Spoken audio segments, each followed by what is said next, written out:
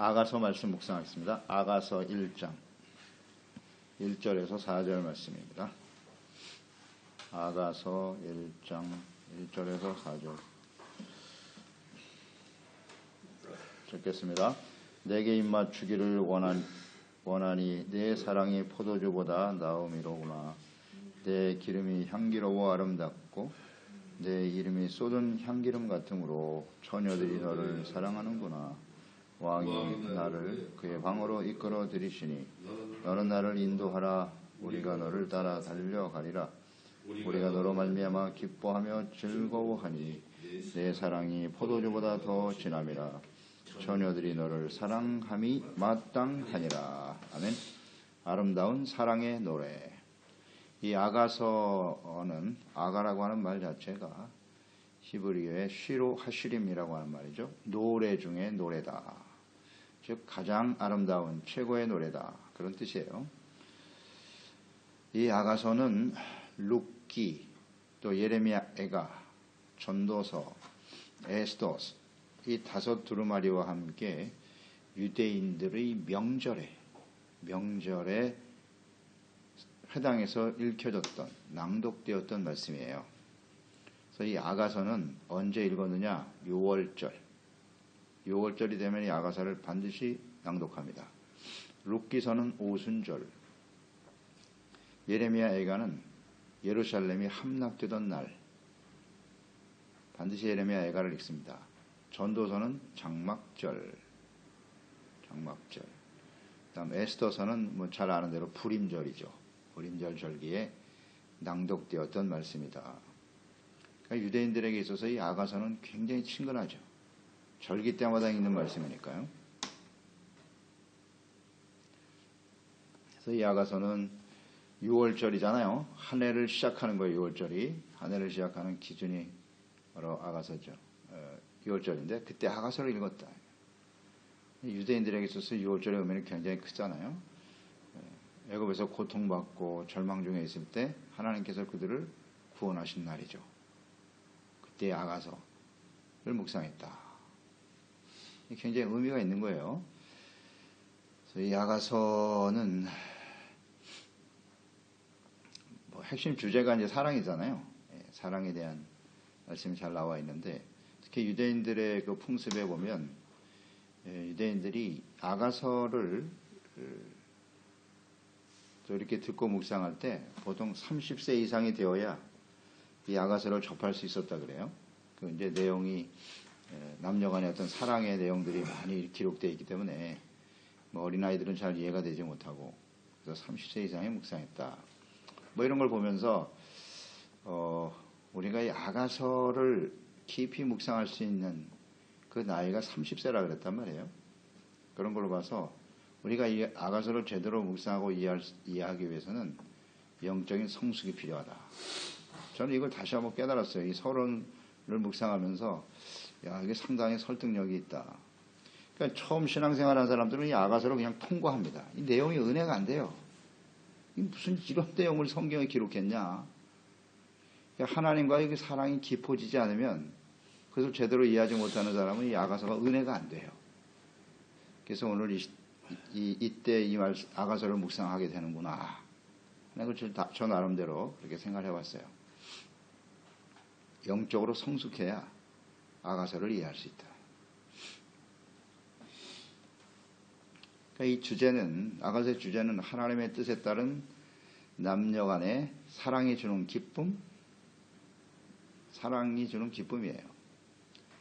그러니까 젊은이들에게는 올바른 애정관과 결혼관을 이해하게 만들어주는 것이고요. 사랑을 구하는 일, 구애와 결혼에 있어서 그 사랑이 주는 기쁨이 어떠한가 잘 나타나 있고요. 그러니까 이 말씀은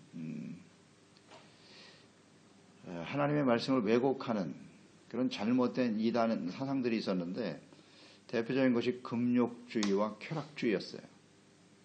금욕주의와 쾌락주의. 이것을 아주 분명하게 배척하는 남녀간의 사랑이 잘못된 게 아닙니다. 그 아름다운 것임을 확실하게 증거해주고 있어요. 또 하나님께서 허락하신 이 남녀관계 속에서 육체적인 사랑이 선하고 순결하다.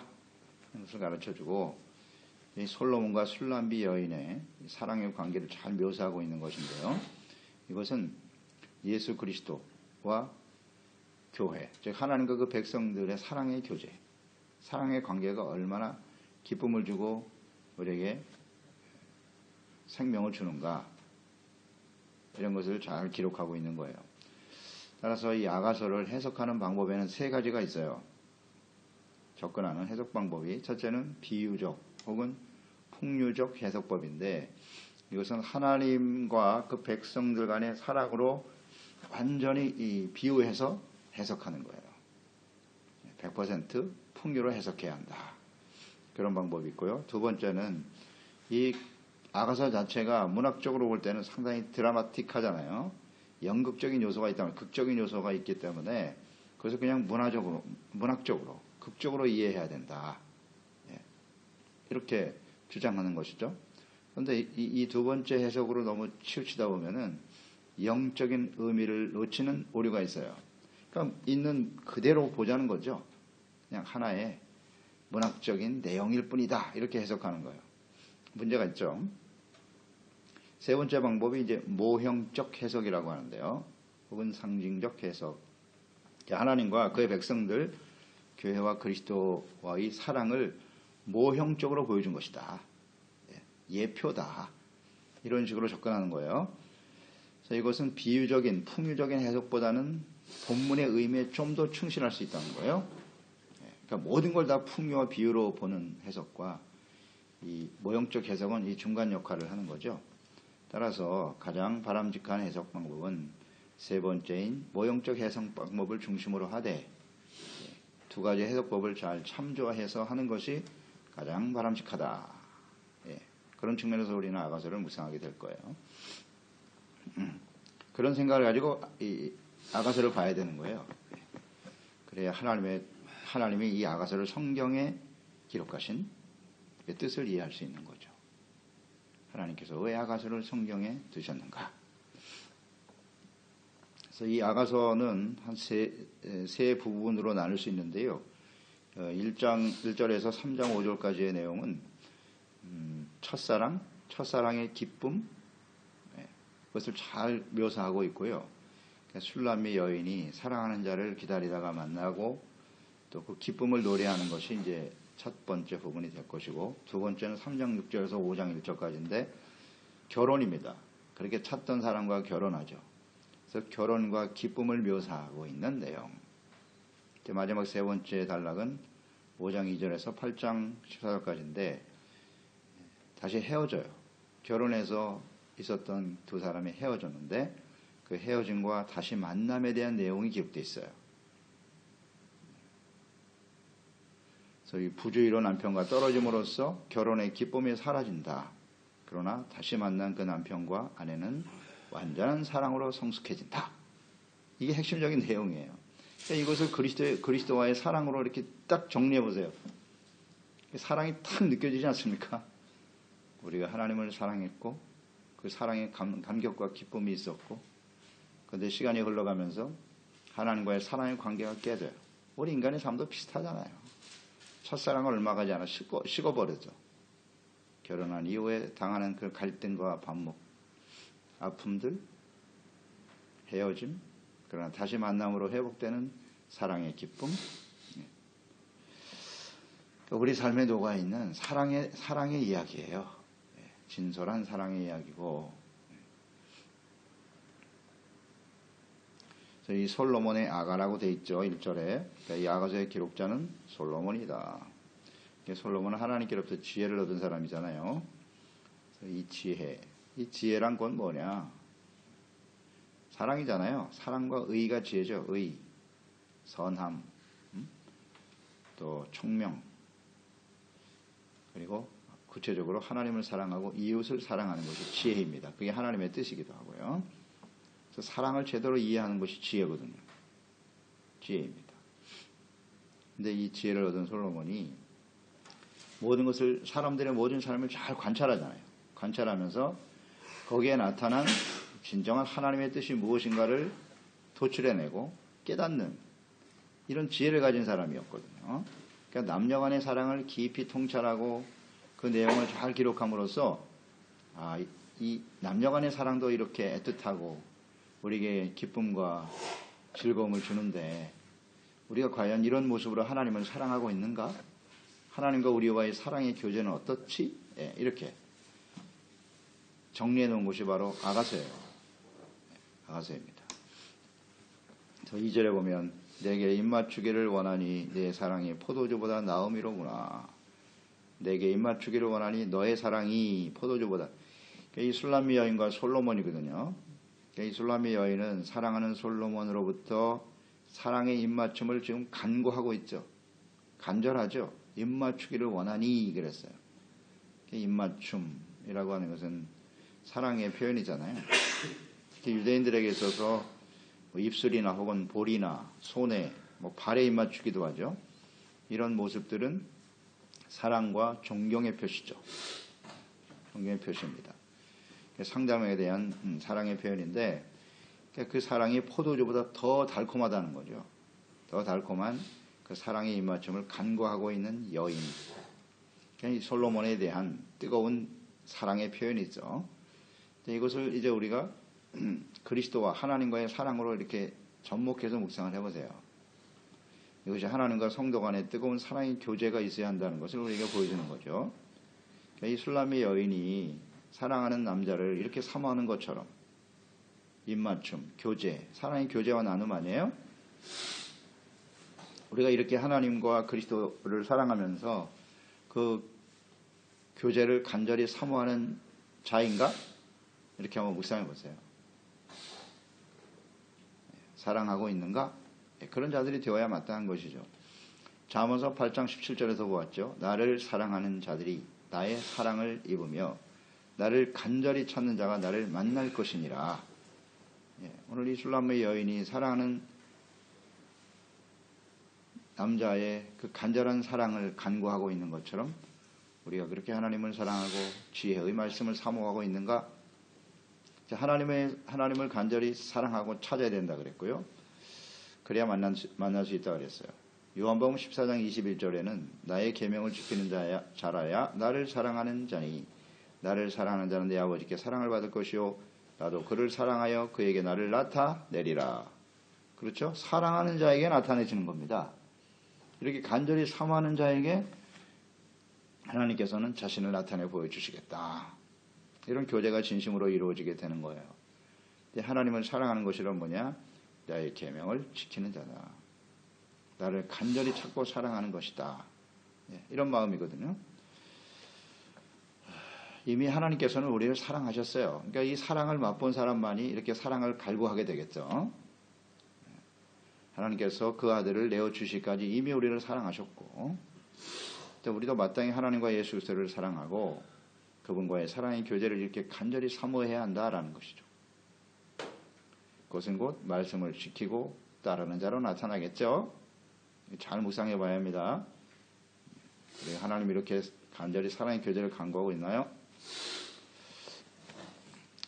3절로 이어지죠. 내 기름이 향기로워 아름답고 내 이름이 쏟은 향기름 같으므로 처녀들이 너를 사랑하는구나 그랬어요. 그러니까 처녀들이 솔로몬을 사랑하는 이유가 뭐냐?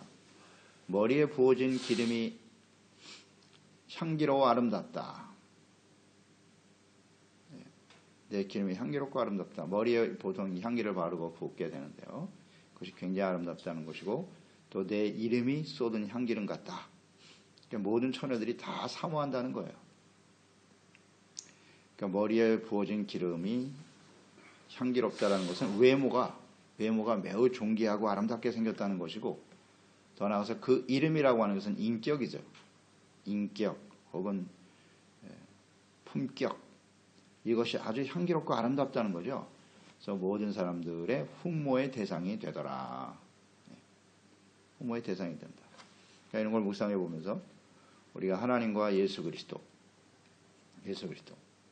그 하나님과 예수님은 아름다운 인격과 성품을 가지신 분이죠. 사랑과 긍휼, 자비가 풍성하신 분이죠. 죽기까지 우리를 사랑하신 그 하나님이세요. 그 사랑하시는 하나님, 그분을 이렇게 사모하는 마음으로 주님을 섬기는 자가 되어야 한다. 목사님 한번 보시죠. 사랑과 자비가 풍성하신 하나님과 예수 그리스도를 인격적으로 만난 사람이에요. 사랑은 인격과 인격입니다. 분명하죠. 그러니까 단순한 무슨 종교 생활이 아니라 자신의 욕망을 채우고 자기의 이기심을 만족시키기 위해서 신앙생활하는 사람은 이 아가서의 내용이 뭔지 전혀 이해가 안 됩니다. 이해가 안 되고 죽기까지 우리를 사랑하신 하나님과 예수 그리스도의 그 사랑과 자비와 긍휼을 맛본 사람, 인격적으로 주님을 만난 사람은 누구나 그 하나님과 예수 그리스도를 사랑하지 아니할 수가 없습니다. 이 세상에는 남녀간의 사랑이 있습니다만은 보세요. 그 남녀간의 사랑이 얼마나 갑니까, 그게. 그러니까 우리 하나님은 사랑이시고 우리는 하나님의 형상대로 지음받았기 때문에 이 사랑이 충족되지 않으면 인생의 참된 행복을, 가치를 누릴 수 없어요. 사랑이 빠져버린 인생은 빈 껍데기 같은 거예요. 그러니까 이 사랑이 채워지지 않죠. 그러니까 이 한 사람으로 만족이 안 되니까 이 사람 저 사람 다른 사람들로부터 사랑을 갈구하며 사는 거예요. 남들과 비교하면서. 그러나 그 사람들에게도 과연 그런 사랑의 감격과 행복이 있을까요? 없어요. 이 세상에는요. 우리가 사랑할 만한 사람이 세상에는 없어. 그렇게 완벽하게 우리를 사랑해주고 그런 품위와 품격을 갖추고 아름다운 모습으로 찾을 수 없음. 다 이기심과 욕망이죠. 그거 지나지 않아요. 결국은 정욕이고요. 그런데 예수님은 어떠신 분이에요? 이 하나님과 예수 그리스도를 만나면 완전히 사랑에 빠지는 거예요. 이 예수님을 어떻게 사랑하지 않을 수가 있어요? 이렇게 완벽하신 주님의 은혜를 갖게 되는. 그래서 우리가 신앙생활 한다는 것은 예수 그리스도와 하나님과의 사랑의 관계, 사랑에 빠지는 것이거든요. 그러니까 이 사랑에 민감한 것이 남자보다는 여성들이에요. 이 교회 안에 여자가 많은 이유가 거기에 있어요. 사랑을 알거든요. 이 사랑의 가치가 얼마나 소중한 걸 알거든요. 이 사랑에 반응할 줄 알고. 이 예수님을 만난 사람은 사랑할 수밖에 없어요. 성경에 보세요. 신약성경에 예수님을 만난 여인들 보세요. 마지막 십자가 지시고 죽으시는 순간까지 따라갔던 사람들이 여인들이에요. 너무 사랑하거든요. 예수님께로부터 엄청난 사랑을 받은 거예요. 그 사랑 때문에 그 자리에 가잖아요. 제자들은 다 흩어 도망쳐버리지만. 그러니까 이 제자들은 상당히 이기적이죠.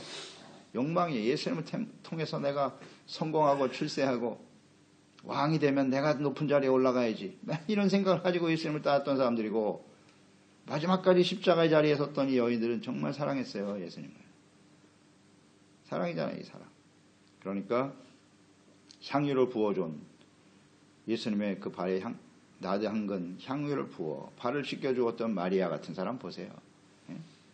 요한복음 12장 3절이잖아요. 마리아는 지극히 비싼 향유 곧 순전한 나드 한 건을 가져다가 예수님의 발에 붓고 머리털로 그의 발을 닦으니 향유 냄새가 집에 가득하더라. 여기 향기름 나오죠. 향기름. 이 향기름이 사랑의 향기예요. 사랑의 향기. 나드 한 건을 그 향유를 예수님 발에 부었다. 그것은 여자들이 그 기름을 모아서 시집갈 미천으로 삼았다 하잖아요. 그것을 깨트려 드렸다고 하는 것은 뭐 값도 엄청나지만 자기의 삶 전체를 예수님께 드린 거예요. 어떻게 그럴 수 있어요? 예수님의 사랑이 이 향기름보다 더 아름답고 이 값어치하고 비교할 수 없다는 거 아니에요? 그러니까 깨트려 헌신하는 거죠. 주님을 향한 사랑에 헌신해요. 주님의 사랑이 이처럼 향기롭고 아름답다. 오늘 말씀과 이렇게 연결해서 묵상 해보세요.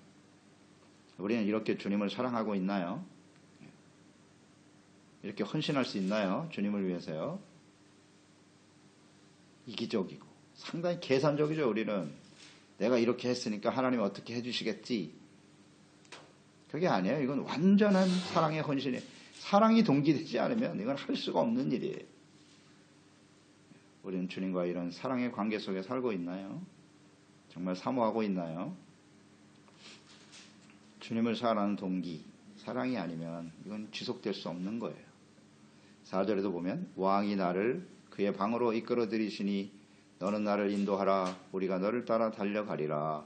우리가 너로 말미암아 기뻐하며 즐거워하나니 내 사랑이 포도주보다 더 진함이라. 처녀들이 너를 사랑함이 마땅하니라.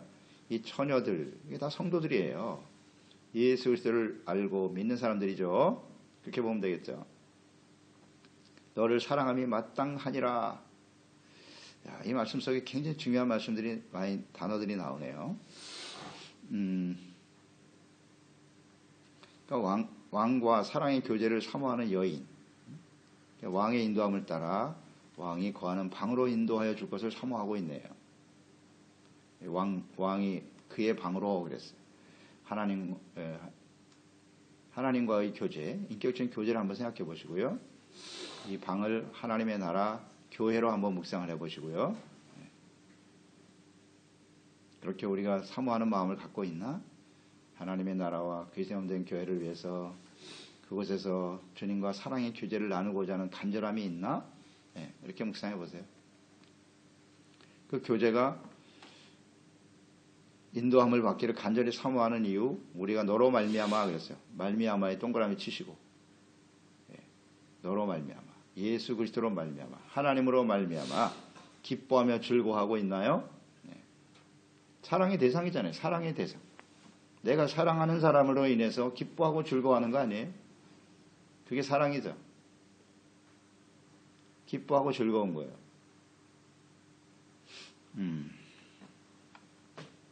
사랑하는 사람과 있으면 기뻐하고 즐거워해야 돼요. 즐거워해야 됩니다. 그게 진짜 사랑이에요. 근데 우리는 하나님 전에 나와서 예배드리고 주님을 섬기는 일에 있어서 무엇이 나를 기뻐하고 즐거워하게 하나요? 나를 인정해주는 사람들이 아니에요. 우리의 초점은 하나님이라고, 예수 그리스도예요. 그분으로 인해서 우리가 기뻐하고 즐거워하는 거지요. 진짜 그렇습니까?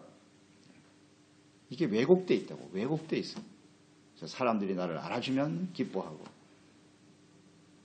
그렇지 않으면 낙심하고 슬퍼하고 분노하고 원망하고. 참 안타깝잖아요. 주님 전에 나와서 하나님을 예배하는 성도들이 무엇 때문에 기쁨과 즐거움을 얻고 있는가? 하나님의 말씀을 듣고 그 사랑의 음성을 듣는 거잖아요. 나의 잘못을 또 바로잡아 주시고 용서해 주시는 그 사랑과 은혜, 얼마나 큽니까? 이걸 깨달으니까 정말 감사하게 되고 즐거워하고 기뻐하는 거 아닌가요? 또 내 사랑이 포도주보다 더 진하다. 포도주 향보다 더 진한 주님의 사랑을 느낄 수 있어요.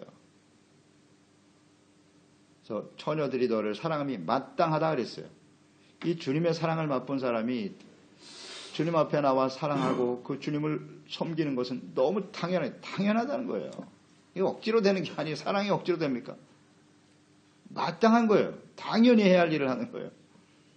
그런데 이 마땅하다는 말을 묵상해 보세요. 내가 주님을 섬기고 헌신하는 것이 누구의 강요에 의해서, 그건 사랑이 아니죠. 사랑이 아니죠. 그 본질이 아니지 않습니까? 이 사랑을 깨닫지 못하면요, 아무리 얘기해봐도 소용이 없어요. 이 사랑을 맛본 사람은 주님께 달려가는 게 기쁨이고, 예배하고 나의 삶을 드리는 게 기쁨이고 즐거움이고, 그렇지 않나요?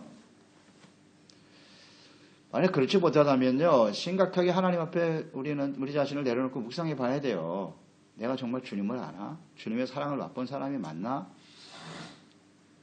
인간적인 사랑과 교제, 세상에 얼마든지 있어요.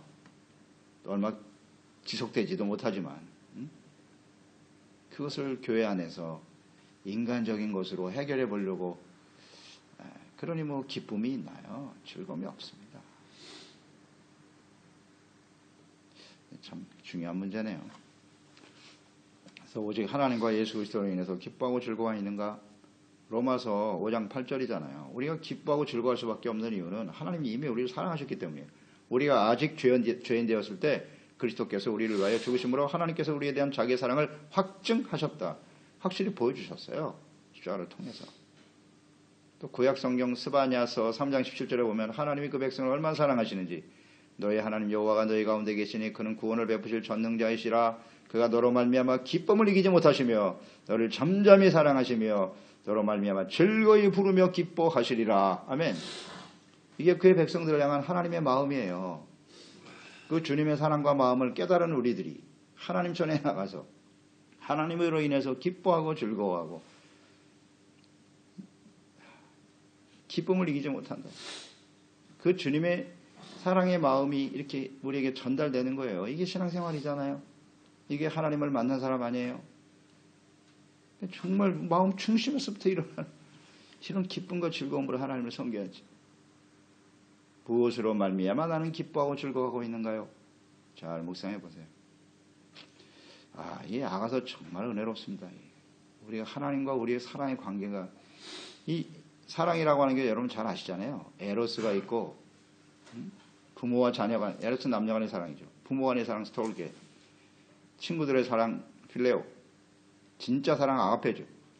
그러니까 필레오나 에로스, 스톨게는 사람들이 사람들과의 관계 속에서 깨달아지는 사랑이죠. 그러나 이 사랑은 완전합니까? 완전하지 못해요. 반드시 변질되고 변화돼요. 그러나 아가페의 사랑은 연하죠.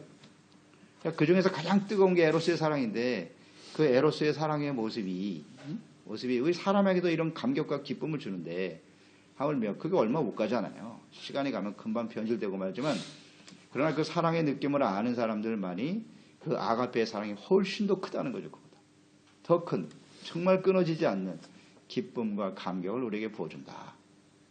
이걸 우리는 묵상하게 되는 거예요. 하나님의 사랑은 아가페잖아요.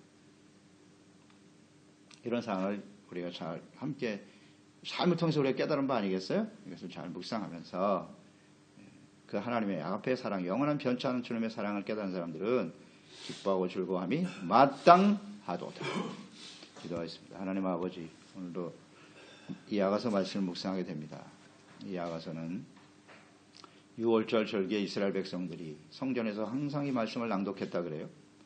왜 하필이면 6월절에 이 아가서를 읽었을까? 이 아가서에 나타난 하나님이 우리를 향한 사랑, 또 하나님의 구원의 은혜로 죽음과 절망의 자리에서 구원받은 하나님의 백성들은 하나님의 사랑을 깨닫고 하나님을 향한 이 사랑과 열정이 식어지지 않도록 해야 한다. 중요한 의미를 가진 말씀이네요. 그래서 이 아가서를 우리가 묵상하는데요. 하나님과의 사랑의 교제, 이것이 남녀간의 뜨거운 사랑보다 훨씬 더 커야죠. 사실은 그 사랑이 우리에게 얼마나 큰 기쁨과 즐거움을 주는가, 감격을 주는가 하는 것을 우리가 묵상하면서 하나님을 향한 사랑이 더욱더 우리가 뜨거워질 수 있도록 주님의 사랑이 계속해서 우리에게 부어짐으로써 사랑으로 주님을 섬기고, 하나님의 나라는 오직 성령 안에서 의와 평강과 희락이고, 그렇습니다. 이런 기쁨과 사랑과 평안이 강물같이 넘쳐나는 주님과의 관계가 새롭게 회복되어져가는 복된 시간이 되게 하소서. 예수님의 이름으로 기도드리옵나이다. 아멘. 아가서 말씀 묵상하겠습니다. 아가서